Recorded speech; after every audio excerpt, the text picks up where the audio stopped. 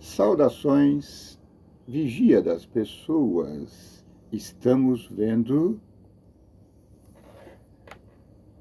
Êxodo DT como você nunca viu.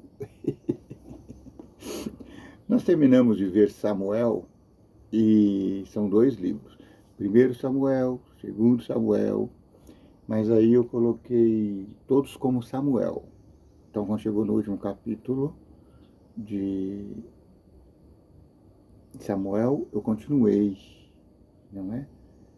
Então, o capítulo 1 de Samuel 2 eu chamei de Samuel 31 e assim foi. Agora nós vamos iniciar um livro que é por deveras importante e eu já fiquei sentindo falta da sequência. Então, o livro é chamado de Deuteronômio. Deuteronômio, até peguei aqui numa revista, numa lição antiga,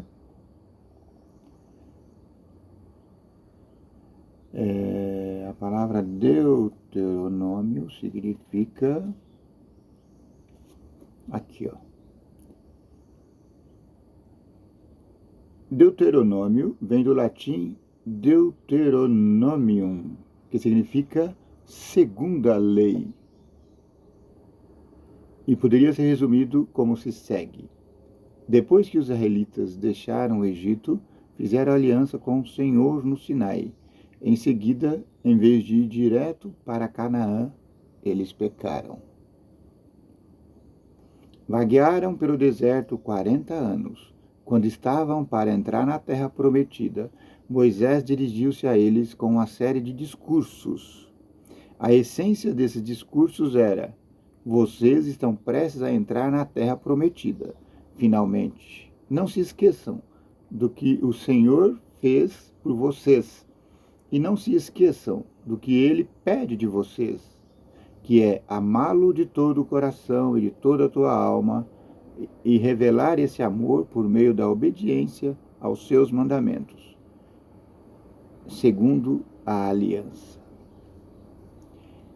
Para enfatizar a importância da aliança, Moisés repetiu os 10 mandamentos, a base das obrigações da aliança feita com os patriarcas e que estavam sendo renovada dessa vez com o povo, bem na fronteira de Canaã. Eles estavam perto do céu. Eles estavam perto do céu. Não sei se você está vendo espelhado, está vendo certo. Perto do céu é uma meditação que teve alguns anos atrás, 2013. Se você gostar de leituras boas, inspiração, procura lá. CPB, Casa Publicadora Brasileira. Perto do Céu foi publicado em 2013. A autora Ellen G. White. Eu às vezes me sinto perto do céu. Falo, Senhor, quão perto estamos do céu? Quanto tempo mais vamos demorar aqui?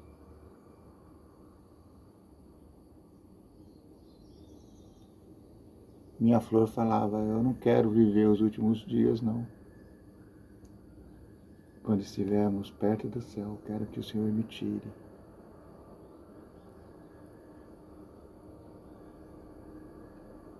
Ela falava que tinha muita preocupação com as dificuldades que teríamos que enfrentar nos últimos dias. Quando estivéssemos vizinho a Canaã, haveria guerras. E houve guerras. Haveria perdas. E houve perdas. O próprio Moisés capitulou. O próprio Moisés não conseguiu entrar no céu.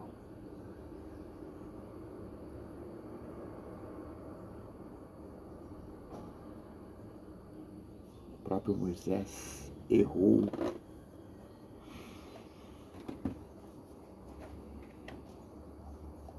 A gente estava lendo, nós já estudamos a história de José, lá em Gênesis, como você nunca viu. E quando Faraó teve o sonho, José disse para ele: você sonhou a mesma coisa 2 vezes. As vacas gordas e as espigas cheias significam a mesma coisa. São períodos de anos. Você recebeu 2 sonhos, significando que Deus tem pressa em fazer o que disse que vai fazer. E aí nós chegamos aqui, Êxodo 2, Deuteronômio, repetição. Deus repetiu os 10 mandamentos porque existe urgência em obedecer essa lei de Deus. Quando Josias era rei, lá por volta de 640, ele tropeçou num livro sagrado. Começou a ler. Ficou estupefato, porque o povo estava errando. Em qual livro Josias tropeçou?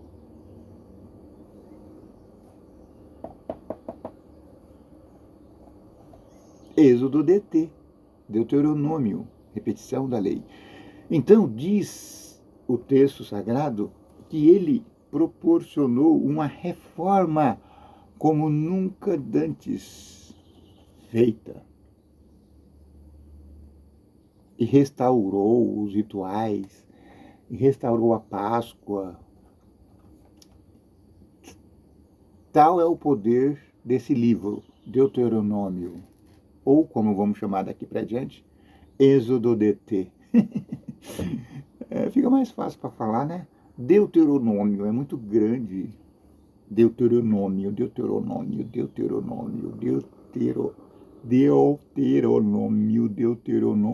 Então, permita-me, peço licença aos autores, ao Senhor do Universo, para nomeá-lo provisoriamente durante as nossas análises aqui, Êxodo DT. É o segundo êxodo, a repetição da lei de Deus. Então, essa reforma proposta por Josias foi promovida graças à leitura da lei, do livro da repetição da lei. Era esse livro, Deuteronômio, que estava em suas mãos. E ele tentou. E mesmo assim, se eu não me engano, faltavam alguns anos para a danação lá em Babilônia. E olha que Josias era um rei santo. Ele era amado por todos, admirado. E ainda assim se indignou com os pecados que seu povo estava fazendo. E ainda assim precisava de conversão. E foi, se converteu. E a história disse que Deus o presenteou com uma boa morte. Uma vez eu tentei pregar um sermão, olha eu pregando sermão, com esse tema, a boa morte. Me atrapalhei tudo. Acho que fiz mais mal do que bem, não sei. A verdade é que depois daquele dia eu nunca mais subi ao púlpito para pregar. Um dia eu vou contar dessa desventura. Desventurado homem que sou, quem me livrará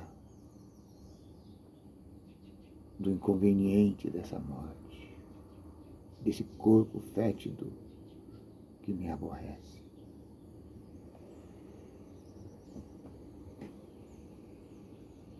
Então, Josias, para encerrar aqui a introdução, Josias foi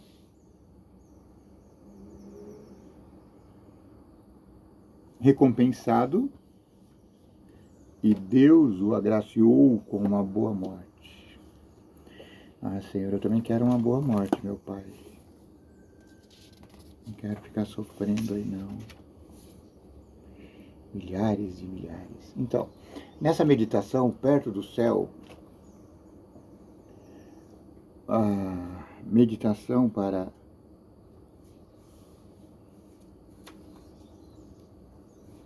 eu escolhi o dia 16 de janeiro, porque fala do poder da oração. Tu, Senhor, conservarás em perfeita paz aquele cujo propósito é firme, porque ele confia em ti. Isaías 26, 6. Orar ao grande médico pela cura do ser traz bênção de Deus. A oração nos une uns aos outros e a Deus. A oração traz Jesus ao nosso lado e concede nova força e graça à pessoa esmorecida e a perecer. Por meio da oração, os enfermos têm sido incentivados a acreditar em Deus. Olhará com compaixão para eles. Um raio de luz penetra o coração em desespero e se torna um cheiro de vida para a vida. As orações venceram reinos, praticaram a justiça, alcançaram promessas, fecharam as bocas dos leões, apagaram a força do fogo. Saberemos o que isso significa quando ouvirmos o relato de mártires que morreram por sua fé. Puseram em fuga os exércitos dos estranhos. Ouviremos a respeito dessas vitórias quando o capitão da nossa salvação, Jesus, abrir os registros diante daqueles sobre os quais João escreveu. São estes os que vêm da grande tribulação, lavaram suas vestiduras e as alvejaram no sangue do Cordeiro. Eu estou lendo essa meditação porque ela tem tudo a ver com a história do povo de Israel ali às portas de Canaã. Então nós também estamos às portas de Canaã. Ou como diz esse livro, perto do céu. Nós estamos perto do céu. Estamos à entrada. Estamos quase pisando no... Como é que chama? O pórtico, alpendre. Estamos pisando a entrada do santuário do céu.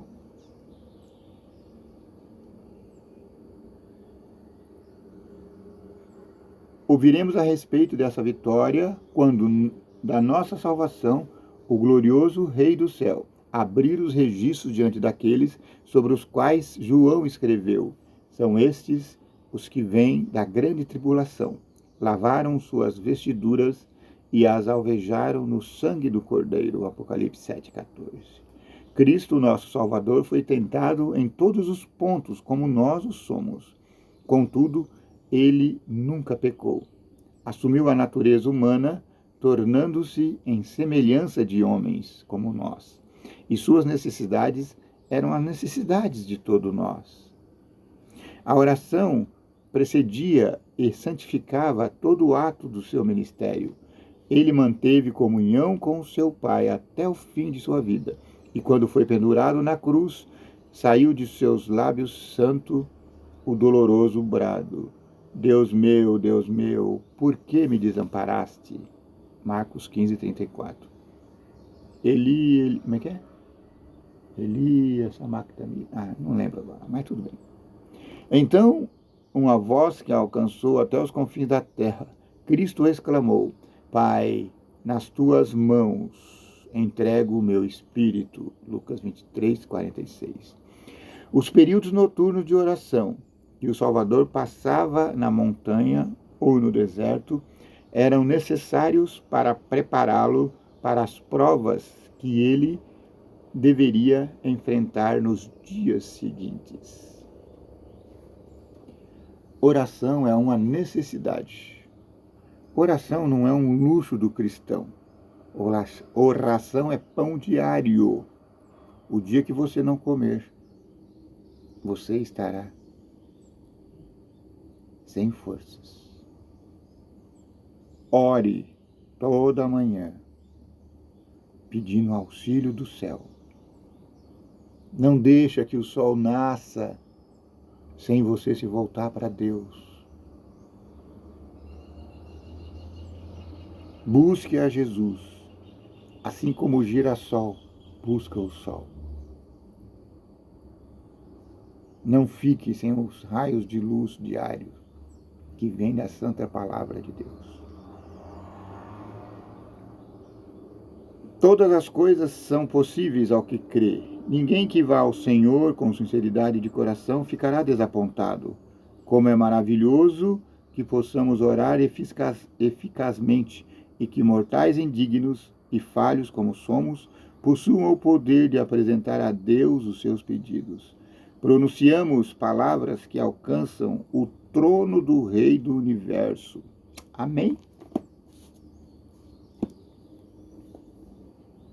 Hoje eu estava meditando como começaria esse livro de Deuteronômio e peguei a Bíblia, dei uma olhada.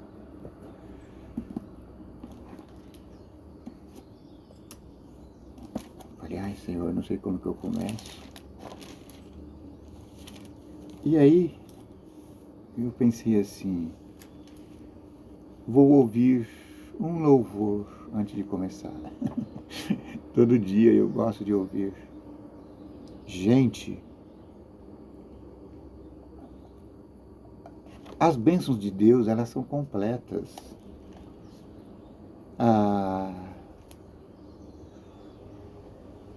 A gente vê que existe muito mal no mundo, que é cibernético, no mundo da internet, no mundo virtual. Mas, gente, dá para beber água limpa ainda. Eu moro aqui ao pé de um grande curso d'água.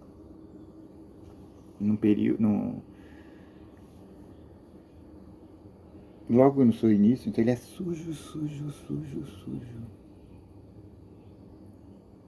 A impressão que dá é que não tem vida nenhuma. Mas ele está vivo. Existe vida sim. Então é possível achar água limpa nos rios mais imundos da terra. É possível achar água limpa no mundo da internet. E aí eu fiquei ouvindo, ouvi um, ouvi outro. Resultado, mais de 1 hora ouvindo louvor. E eu tinha orado ao Senhor nessa manhã, porque estava lendo a meditação e falava que o coração dos discípulos de Emaús ardia enquanto eles liam a palavra. E eu falei, Senhor, eu quero meu coração ardendo também. Vocês acreditam, quando eu comecei a ouvir esses louvores, um dos louvores, até compartilhei no grupo aí do WhatsApp. Se você quiser, eu posso mandar o link para você. Era um coral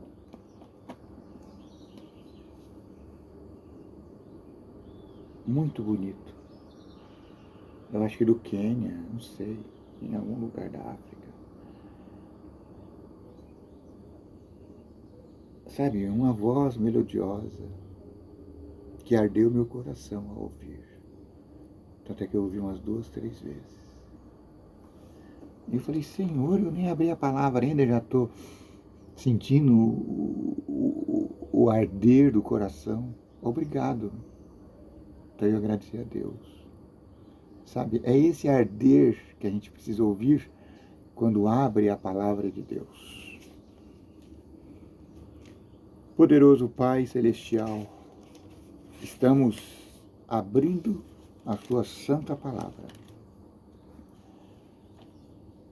Nós pedimos ao Senhor que, assim como fez aos corações daqueles discípulos que iam para Emaús, faça também o nosso coração arder. Nós queremos o coração ardendo quando o Senhor nos fala por tua palavra. Dá-nos entendimento. Faça-nos entender de uma vez por todas que a sua santa lei ainda vigora para os filhos de Deus.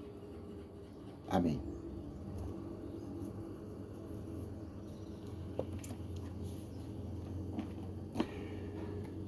Estamos assistindo, ouvendo Êxodo DT, como você nunca viu. A introdução da Bíblia de Êxodo, de Deuteronômio, Êxodo DT, na Bíblia versão católica, diz assim: a palavra grega Deuteronômio significa segunda lei. Trata-se de uma reapresentação e adaptação da lei em vista da vida de Israel na terra prometida. Permita aos autores discordar. Não se trata de uma adaptação, é uma reapresentação. A lei foi oferecida em pedra, o povo pecou, Moisés quebrou a lei e ela foi reapresentada. Ela não foi readaptada, ela foi reescrita. Deus escreveu a lei nas pedras, mas os corações de pedra do homem as quebraram. Então, Deus levou Moisés ao monte e ele ficou mais 40 dias e Moisés escreveu em pedras. Então agora ele está fazendo uma reapresentação. Nada foi adaptado, foi reapresentado e foi dito: sigam essa lei e vivam. Cuspam nessa lei e morram. Simples assim. Esse livro nasceu muito tempo depois da situação histórica que nele encontramos, o discurso de Moisés antes da entrada na terra, e passou por um longo período de formação. Para o autor, porém, o povo de Deus está sempre na posição de quem deve se converter a Deus e viver em aliança com Ele para ter a vida. Ou seja, precisamos sempre nos converter, cada manhã. A ideia central de todo o livro é que Israel viverá feliz e próspero na terra prometida se for fiel à aliança a Deus. Se for infiel, terá a desgraça e acabará perdendo a terra. Foi o que aconteceu. O rei Nabucodonosor veio e tomou-lhes as terras, matou seus filhos e tornou outros escravos. O livro, porém, não se contenta com ideias gerais. Após relembrar o Decálogo, ele mostra que o comportamento fundamental do homem para com Deus é o amor com todo o ser. A seguir, apresenta uma longa catequese explicando o que significa viver esse amor em todas as circunstâncias da vida pessoal, social, política e religiosa. Essa catequese, ou esse estudo, é apresentado, sobretudo, através das leis de Deuteronômio, onde se procura ensinar ao homem como viver em sua relação com Deus, com as autoridades, com o outro homem e até mesmo com os seres da natureza. A lei de Deus é o relacionamento com Deus. Também é o relacionamento com os demais homens. Também é o relacionamento com o meio ambiente. Mais do que nos determos nessa ou naquela parte do livro, encafifados, talvez, com uma ou outra lei. Gente, que palavrazinha mais, com todo respeito aos autores, que palavrinha mais ordinária, encafifado com uma ou outra lei.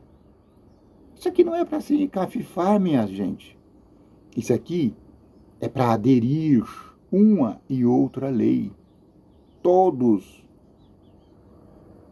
os ditames dos 10 mandamentos precisam ser seguidos à risca, sob pena de perdermos o céu.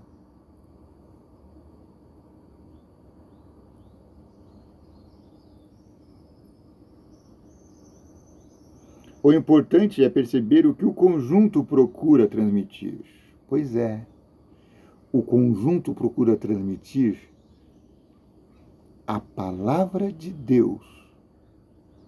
É perene, não passa.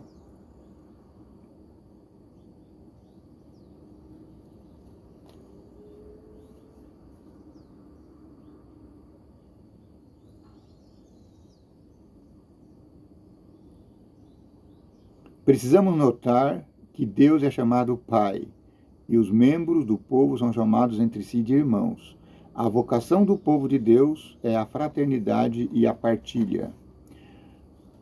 Amar a Deus sobre todas as coisas e os irmãos como a si mesmo. O livro Deuteronômio é, sobretudo, um modelo de ação pastoral e social.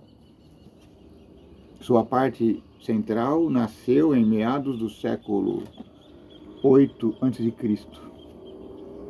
uma época de grande desenvolvimento econômico que acabou por acelerar a injustiça, a desigualdade. Uma minoria privilegiada tinha riqueza e poder, enquanto a maioria do povo ficava reduzida à miséria. É o período do... Fugiu agora a palavra. Fugiu. Não adianta. Em que o rei mandava nas terras e o povo era seu vassalo. As cortes viviam gordas e o povo na miséria.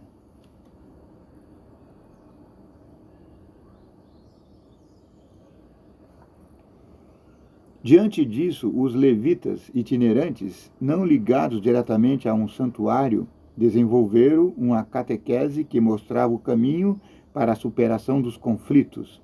Essa catequese, diante das situações concretas, se cristalizou nas leis de Deuteronômio. Tais leis não devem ser entendidas do nosso sentido moderno de lei. Desculpa o redator dessa introdução. Deve ser, sim.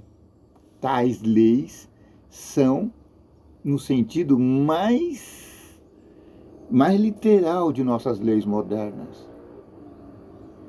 Aliás, a transgressão dessas leis é pecado.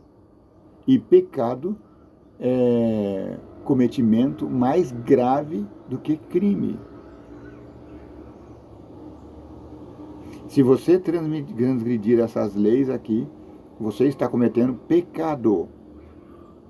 Mas nem todas essas leis, ao transgredir, você comete crime. Ou seja, essa lei, ela é mais poderosa do que as leis que existem hoje. Porque tem muitas leis aqui que as leis modernas não definem como crime. E só haverá castigo nas nossas leis modernas para crimes tipificados. Então, se não está tipificado, não é crime. Por exemplo, a lei diz: não adulterarás. Ou seja, é pecado. E pecado leva à morte. As leis modernas, por exemplo, no entanto, elas não definem o adultério como pecado. Até admitiam. Acho que os nossos códigos mais antigos, admitiam adultério como pecado. Hoje não. Hoje é apenas uma contravenção familiar sem nenhuma consequência legal. Mas muito mais como, quer dizer, a lei é essa orientação, ensino, educação para produzir relações justas e fraternas.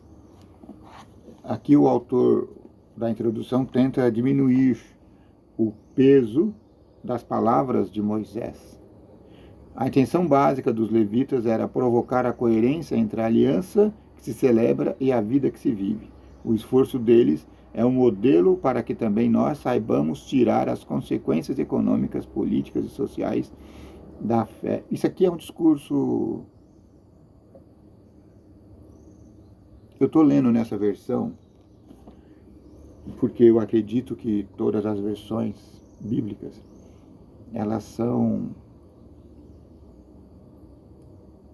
elas merecem respeito, merecem dedicação e estudo.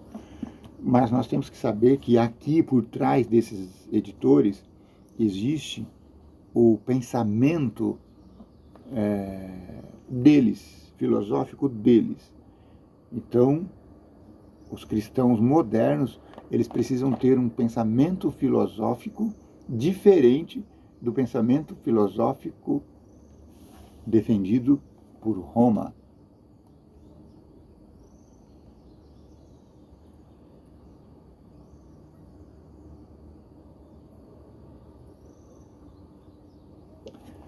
Muito bem. Dito isso, vamos agora começar a ver Êxodo DT, como você nunca viu. Capítulo 1, o primeiro discurso de Moisés. É um discurso tão longo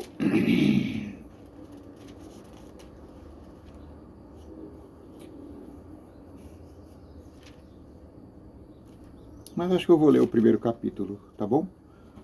Para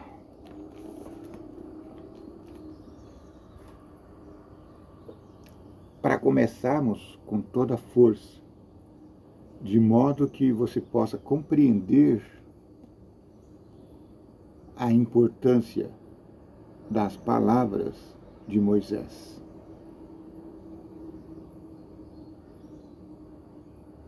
O subtítulo aqui diz: um livro para ser inculcado, um livro para ser enfinhado dentro da sua cabeça, pelo amor de Deus. O povo de Israel andava com esse livro aqui, ó, grudado aqui, ó, acho que na testa, e também na cintura. Eles liam, crianças de 10, 12 anos, tinham ele de cor na cabeça. Palavras que Moisés dirigiu a todo Israel no outro lado do Jordão, isto é, no deserto ou na Arábia, que está na frente de Suf, entre Farã, Tofel, Labã, Hazeró e Dizaabe. São 11 dias de marcha pelo caminho da serra de Seir, desde o Horebe até Cádiz Barne. No primeiro dia do 11º mês do ano 40, Moisés falou aos filhos de Israel conforme tudo o que o Senhor lhe ordenara.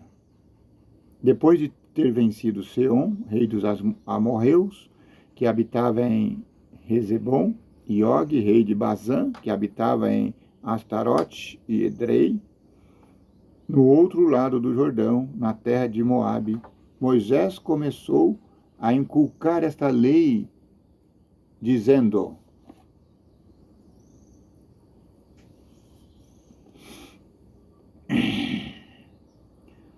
o Senhor nosso Deus falou no Horebe e disse: chega de ficar nesta montanha, comecem a caminhar e vão até a serra dos amorreus e até junto daqueles que habitam na Arabá, na região montanhosa de Cefelá, no Neguebe e no litoral. Vão para a terra dos cananeus e para o Líbano, até o grande rio Eufrates. Essa é a terra que eu dei a vocês. Entrem para tomar posse da terra que o Jeová prometeu dar aos antepassados de vocês, a Abraão, Isaque e Jacó, e depois para a descendência deles. Naquele tempo eu falei a vocês: eu sozinho não consigo carregar vocês. O Senhor, seu Deus, os multiplicou, e hoje vocês são numerosos como a estrela do céu. As boas línguas dizem que era mais de 2 milhões de pessoas. Que o Senhor, o Deus de seus antepassados, os multiplique 1000 vezes mais, abençoando-os como lhes prometeu. Como poderia eu sozinho carregar o peso, a carga e os processos de vocês? Então escolham homens sábios, inteligentes e competentes de cada uma das tribos, e eu os constituirei chefes de vocês, juízes. Vocês me responderam: o que você está propondo, Moisés? É bom. Tomei então os chefes das tribos de vocês, homens sábios e competentes, e os constituí seus chefes. Para cada tribo constituí chefes de 1000, de 100, de 50 e de 10, e também oficiais de justiça para as tribos. Ao mesmo tempo, ordenei aos juízes de vocês: escutem seus irmãos para fazer justiça entre um homem e seu irmão, ou imigrante que mora com ele. Quando os juízes iam julgar as questões em Israel, na nação começada, Moisés instruiu bem eles, dizendo: sejam justos. Mesmo que vocês estiverem vendo um caso entre um israelita e um imigrante, um estrangeiro, façam justiça. Não vá puxar a sardinha para o nativo. Não. Justiça é justiça e deve ser feita a qualquer custo. Não façam acepção de pessoas no julgamento. Escutem de maneira igual o pequeno e o grande, o nativo e o estrangeiro. Não tenham medo de ninguém, porque a sentença vem de Deus. Se a causa for muito difícil para vocês, tragam para mim e eu resolverei. Ou seja, ele estava seguindo aquele conselho de Jétro. Escolha homens sábios, de 50, de 100, de 1000, e eles resolverão essas questões. E aquelas questões que são muito difíceis, só essas serão filtradas para você, Moisés. E você será o Supremo Tribunal Federal. Ou seja, você vai julgar apenas as causas mais difíceis. Não vai virar um Supremo Tribunal de causas corriqueiras, como, por exemplo, o Supremo Tribunal Brasileiro.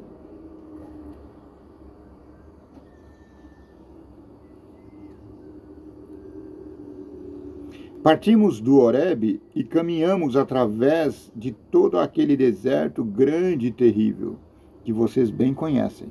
Fomos em direção à Serra dos Amorreus, como o Senhor nosso Deus nos havia ordenado, e chegamos a Cades Barneia. Então eu lhes disse: vocês chegaram à Serra dos Amorreus, que o Senhor nosso Deus nos dará. Veja, o Senhor, seu Deus, entrega a você essa terra. Suba para possuí-la, como lhe falou o Senhor, Deus de seus antepassados. Não tenha medo, nem se acovardem. Mas vocês vieram todos a mim e disseram: vamos mandar homens, Moisés, à nossa frente, para que espiem a terra.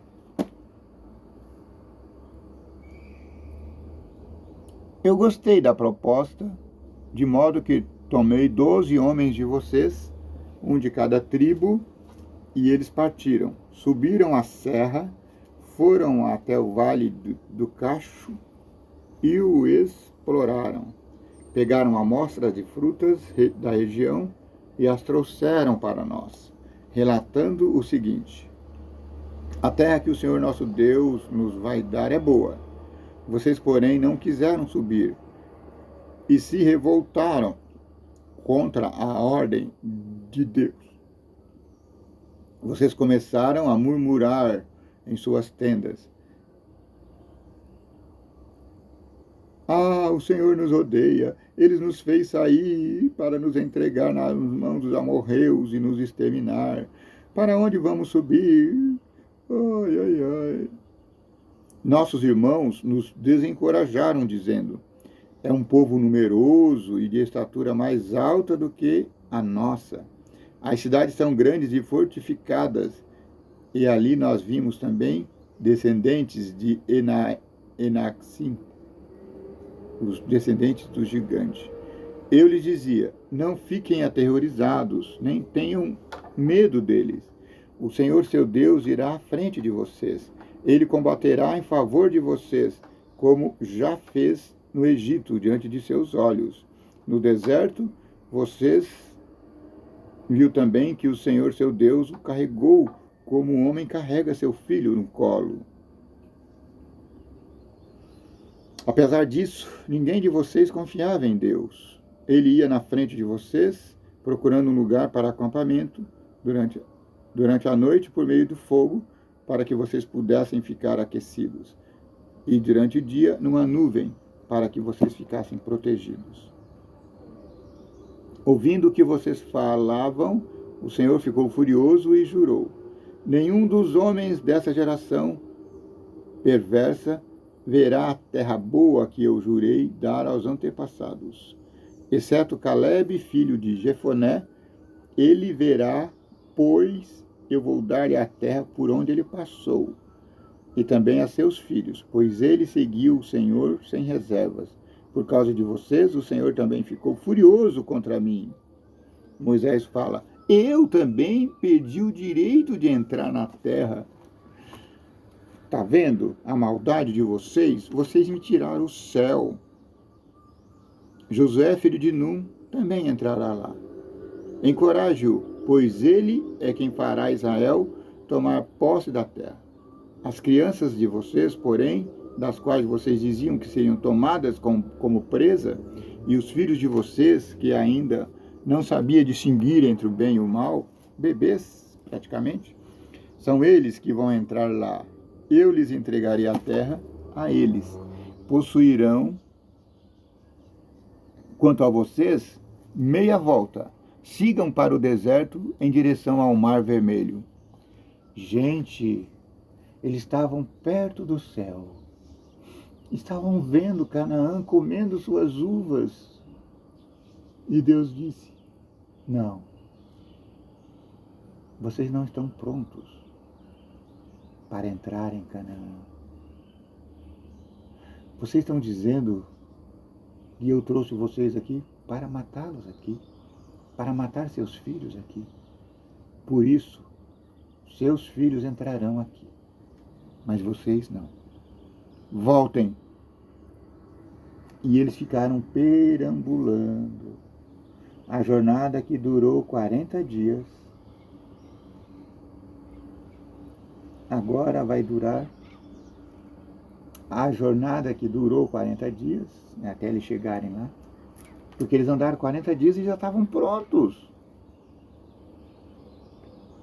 Só que eles murmuraram, e Deus falou: ó, agora vocês vão ficar 40 anos perambulando. E todos que pisaram no deserto, todos que estavam qualificados a morar aqui na Canaã, será morto. Então, seus filhos, aqueles que têm 20 anos para baixo, esses vão entrar na terra prometida, comer o leite e o mel que eu disponibilizei. Vocês, porém, me responderam: pecamos contra o Senhor nosso Deus, vamos subir para lutar como Deus, nosso Deus, ordenou. Cada um de vocês pegou em arma de guerra, como se fosse uma coisa fácil subir a serra. Então o Senhor disse: diga-lhes que não subam e nem lutem, porque eu não estou com eles. e o inimigo os derrotará. Eu os avisei, mas vocês não me ouviram. Revoltaram-se contra a ordem de Deus e subiram temerariamente em direção à terra. O povo amorreu, que habitava na serra, saiu ao encontro de vocês, perseguiu vocês como abelhas e os derrotou desde Seir até Hormá. Vocês voltaram chorando até a presença de Deus. No entanto, Deus não ouviu o clamor de vocês, nem lhes deu atenção. Por isso vocês tiveram que ficar muito tempo vivendo em Cádiz. É isso aí. Não adianta você recusar a Deus e depois dizer, não, agora eu quero. Deus não é menino para que você possa ficar brincando. E aí o povo tentou tomar a terra por sua própria mão, e o povo lá dos amorreus caiu matando em cima deles, como enxame de abelhas. Obrigado. Aqui finda o primeiro capítulo e depois continuaremos. Vamos devagar, não temos pressa, afinal serão 40 anos vagando. Estou vagando no deserto abrasador. Estou sofrendo porque recusei ao meu Senhor. E você, cristão do advento, está vendo o céu ali, do outro lado? Sim. Estamos a ponto de pôr o pé na nossa terra prometida. Mas não poderemos ir sozinhos, porque se formos sozinhos, seremos destruídos. Precisaremos ter ao nosso lado, à nossa frente, o vigia das pessoas. Que o vigia das pessoas vos abençoe e nos guarde. Que o vigia das pessoas faça resplandecer o seu rosto sobre ti. Que o vigia das pessoas tenha misericórdia de ti, que o vigia das pessoas te dê e nos dê paz. Amém.